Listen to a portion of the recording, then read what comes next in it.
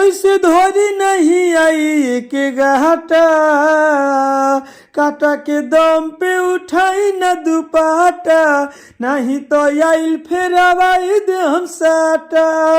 हाँ, काटा के दम पे उठाई न दुपाटा, नहीं तो आइल फेर आवाई दे हम साटा। का हाल है सिंगर भाई लोग, ठीक है?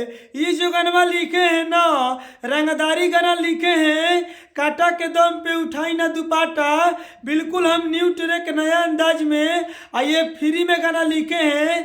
आप सिंगर हैं तो आप इस गाने को गा सकते हैं, रिकॉर्डिंग करवा सकते हैं। बिल्कुल हम ये गाना फ्री में लिखे हैं, डुएट गाना लिखे हैं। गारंटी के साथ कहते हैं कोई भी सिंगर इस गाने को गाएगा तो बजने से दोस्तों कोई नहीं रोक सकता है, कैसे कि ये कुछ अलग अंदाज में रंगदारी सॉन्ग लिखे हैं। चलिए पूरा वीडियो को फुल देखिए, गाना को स्टार्ट कर रहे हैं। लेकिन गाना को स्टार्ट करने से पहले आपसे हाथ जोड़ के रिक्वेस्ट है, चैनल पर नए हैं तो सब्सक्राइब कर दीजिए, लाइक कर दीजिए। मेरा नाम जान लीजिए, मेरा नाम है राइटर राजा सिंघानिया। चलिए विशेष कुछ बोलेंगे नहीं, गाना को पहले स्टार्ट करके सुनाते हैं, उसके बाद में समझाएंगे। स्क्रीन पर देखिए, लक्ष्य गोल। चलिए दोस्तों, ये मुखड़ा है, हम मुखड़ा को गा रहे हैं। पहले लड़का बोलता है, उसके बाद में लड़की बोलती है। तो पहले लड़का बोलता है, हाँ सट जो तू आउ सुन पजरी में, पैसा ले जइहे भरी घघरी में। हरे लबरी सुनना, हाँ सट जो तू आउ सुन पजरी में, पैसा ले जइहे भरी घघरी में। तो लड़की कहतिया, ऐसे धोरी नहीं आई के घाटा, काटा के दम पे उठाई न दुपाटा, नहीं तो आइल फेर आवाई दे हम साटा। हाँ, काटा के दम पे उठाई न दुपाटा, नहीं तो आइल फेर आवाई दे हम साटा। चलिए दोस्तों, ये पहिलिका अंतरा है, हम पहिलिका अंतरा को गा रहे हैं।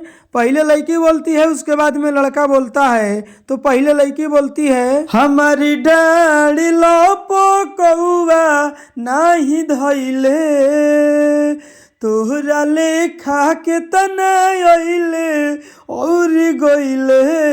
लड़का कहता, तोरे बढ़े बढ़ के बोलल सब छूट जाई रे, पाला पहरी मर से दिया बुत जाई रे। चली लिखी न जमीन चार काठा, काटा के दम पे उठाई न दुपाटा, नहीं तो आइल फेर आवाई दे हम साटा।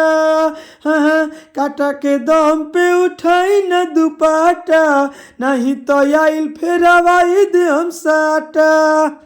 चलिए दोस्तों, ये दूसरा का अंतरा है, हम दूसरा का अंतरा को गा रहे हैं। लड़की कहती है पहले, आरा जिला बगसरिया जमे गढ़े में गईनी, पटना में जाके हम घटना सुन कईनी। तो लड़का कहता, हे बात कहेले राकेश सिंहनिया हो, यहाँ चली नहीं मन मनिया हो। धोरी संजय ब्रह्मा नहीं घाटा। दोस्तों जहाँ लिखा हुआ है संजय ब्रह्मा, तो फाइनली संजय भाई ब्रह्मा भाई ने कमेंट बॉक्स में कमेंट किए थे कि राजा भैया गाना में मेरा नाम डालिएगा संजय ब्रह्मा। तो फाइनली देखिए दोस्तों, संजय ब्रह्मा का नाम डाल दिए हैं।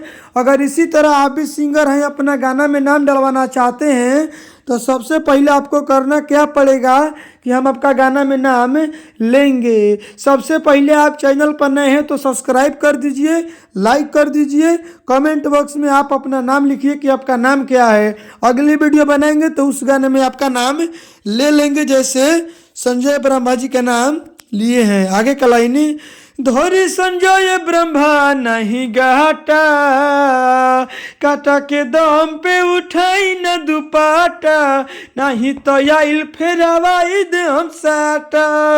हाँ, काटा के दम पे उठाई न दुपाटा, नहीं तो आइल फेर आवाई दे हम साटा।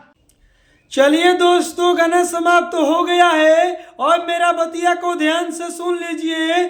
आप नए सिंगर हैं, चाहते हैं इस गाने को गाने के लिए तो बिल्कुल गाइए, रिकॉर्डिंग करवाइए, कोई दिक्कत नहीं है। लेकिन आप चाहते हैं कि नहीं नहीं नहीं हम इस गाने को नहीं गाएंगे, कैसे कि ये गाना बहुत लोग गा दिए होंगे या गाने वाले होंगे, तो हम इस गाने को नहीं गाएंगे, हम अपने लिए पर्सनल गाना लिखवा कर गाएंगे।